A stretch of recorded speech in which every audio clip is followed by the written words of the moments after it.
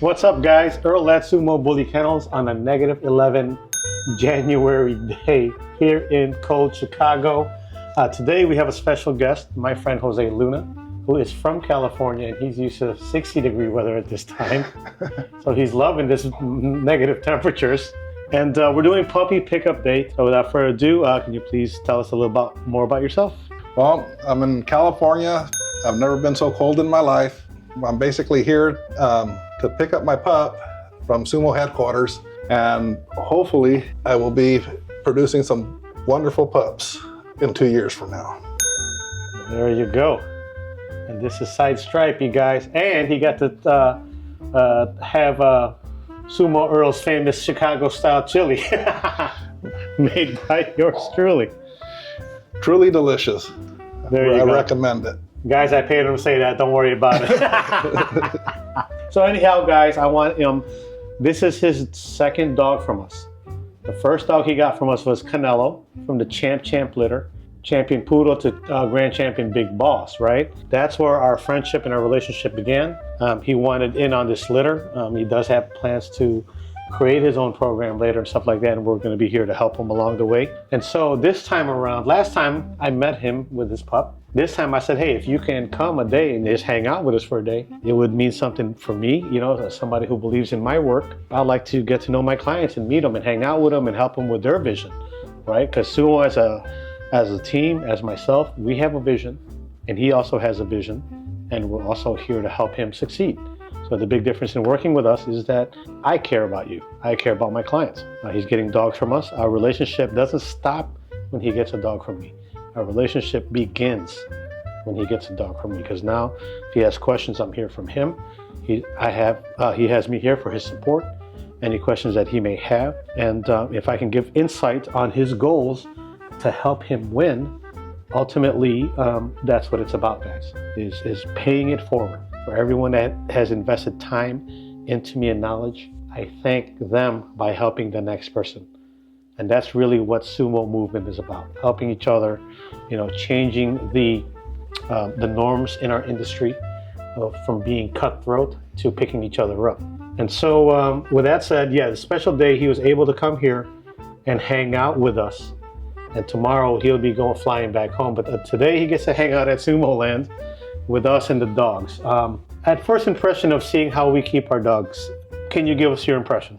If you want a well-bred dog, well-behaved, people-friendly, I would recommend that you contact Earl and purchase a puppy from him, because not only do you get a puppy from him, but you're going to get some knowledge too. So any experience, any mentoring, any knowledge that he could offer is greatly appreciated. And believe me, it's good to have someone in your corner. And not only that, but someone that's responsive, someone that when you reach out to them, they'll contact you back, not just leave you hanging.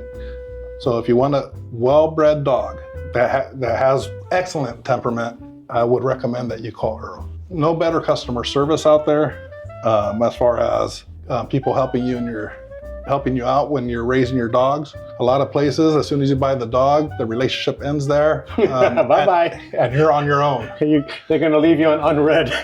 So if you want someone to help you out, if you have something to learn and you want to start out with the best genetics possible, contact Earl. I appreciate that, my friend.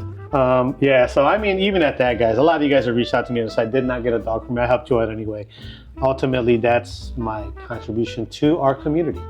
When I'm long and gone, it's all over and said and done. You know, it's about the work, the body of work you left behind, the people that you've helped, the people that you've touched, because I can't take the money or these dogs with me to where I'm going at the end of the day.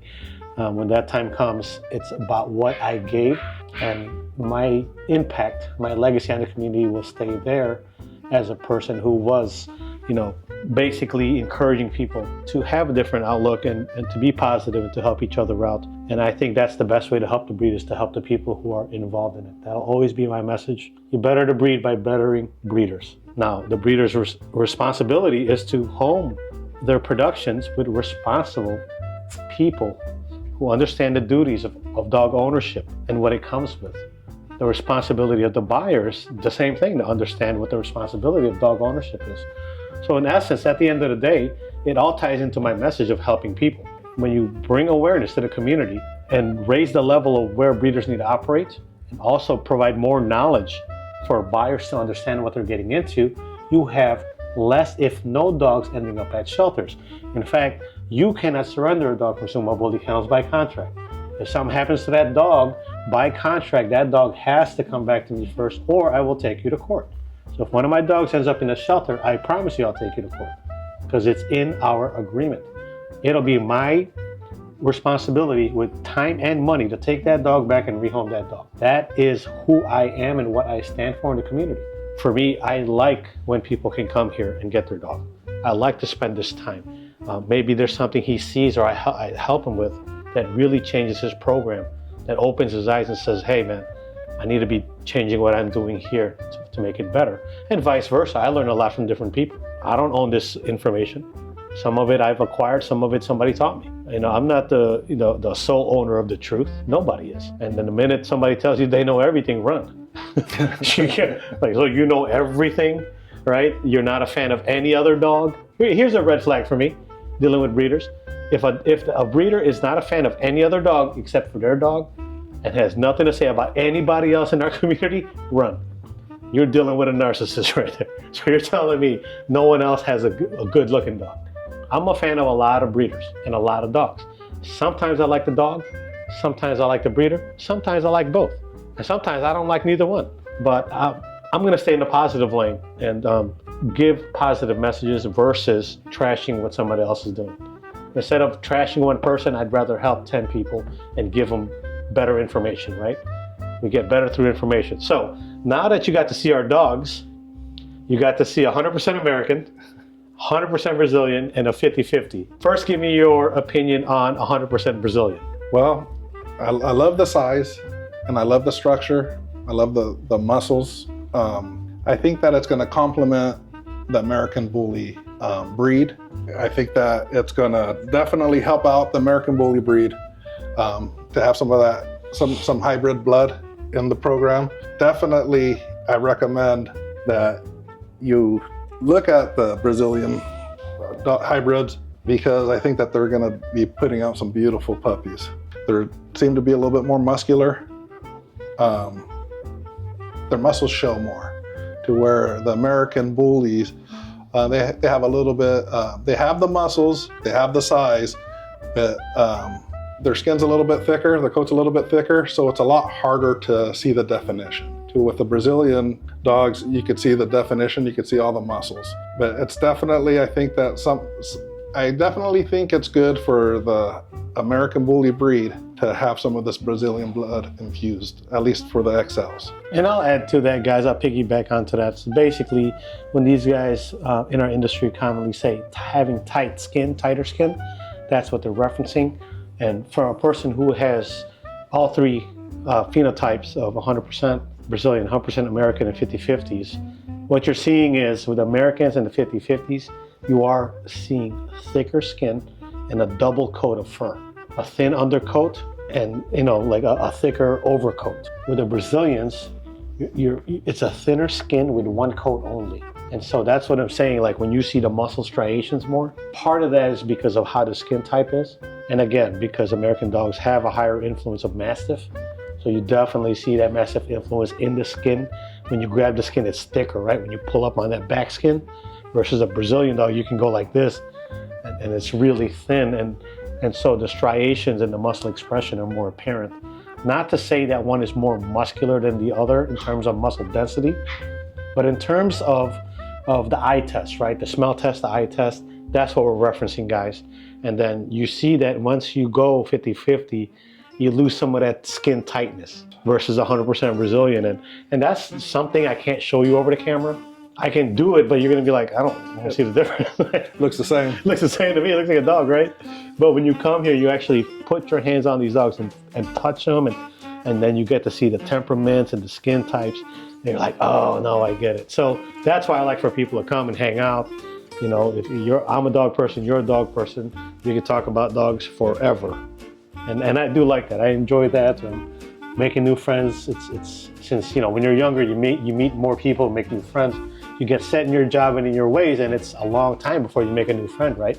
You stick with your same circle, your friends and your family. But one thing I love about this dog industry is you go to shows, you see breeders, you know, you become fans of other people and their dogs, and you make new friends.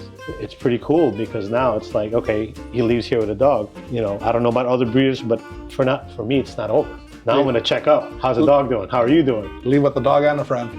Right? There you go. That's, and then if I'm ever in his neck of the woods, California. Northern California. There you go. I got somebody to visit. And I kind of like that. You know, honestly, it's we're connected by a passion, by a similar interest, and even our core values, right? You always say you attract like-minded people.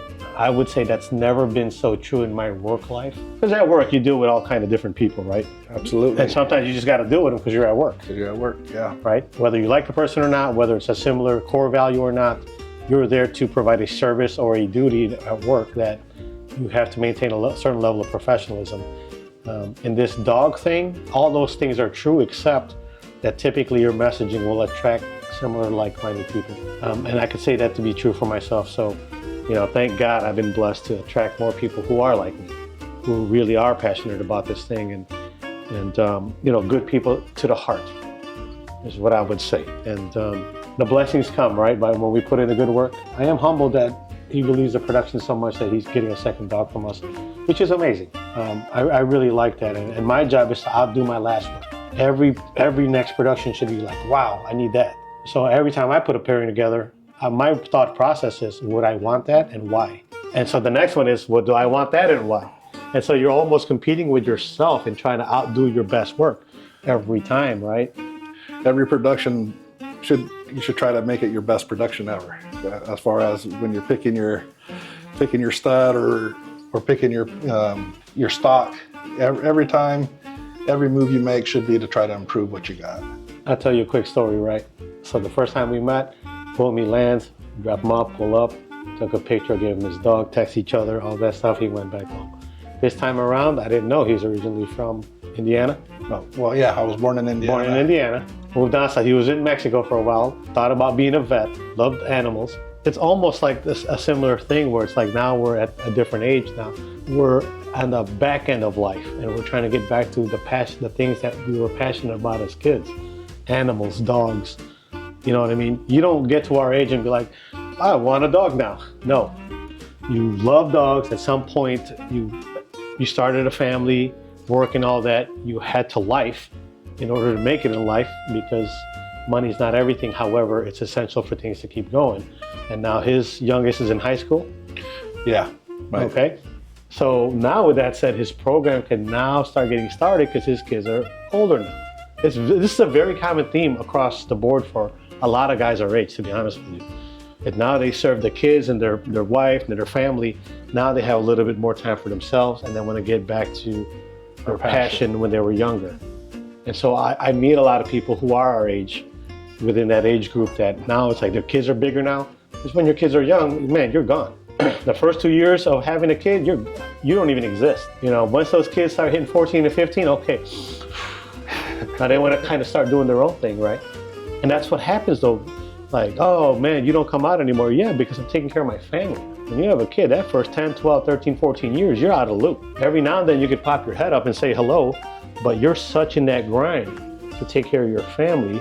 It's funny because I started asking the questions like, it makes sense now. Now's your time. Now's our time to do what we want to do. You know, you get married, you have kids, you have multiple kids, you got to put the family first. Yep. You got to make sure that your kids eat, that you have a place to live, roof over your head.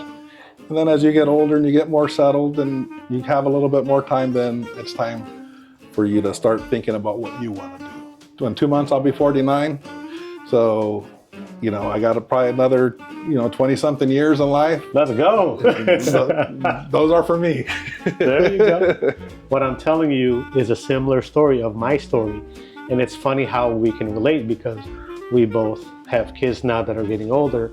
So now we can get back to ourselves, right? We're more settled in our careers. The family's pretty much on auto. You know what I mean? They need less from us.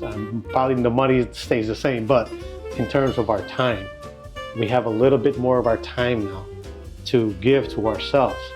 And now we go back to the things that made us happy when we were younger, right? For me, I've always had dogs growing up. And so for me to not have a dog around is, I'm incomplete. And hearing his story, it's kind of touching because it's like, I feel you. Because now you're getting back to a place where, you know, you're telling me about the animals. Now it's your time now. Kids are getting bigger, they're growing up, they're doing their own thing now. Now it's time for you to get back to the things. You know, as men, we never really grow up from being boys. We're just older and pay more bills. But that inner boy is still there, right? Ain't that true? Just, whether you're a dog guy, a car guy, whatever it is guy you were when you were a kid, you're still that guy. You know, maybe 30 pounds heavier. At least, but at least 30 pounds heavier. Like, yeah, but that passion, that kid in you, and this is what this thing does for us. It brings that inner kid in us, brings back that thing that we love, right? That always, like, we can connect to that. Man, I had this one dog. He was telling me about all the dogs he's had and why each dog was so special to him. You know, and that was like amazing because I can go back in time and remember all the different dogs that I've had.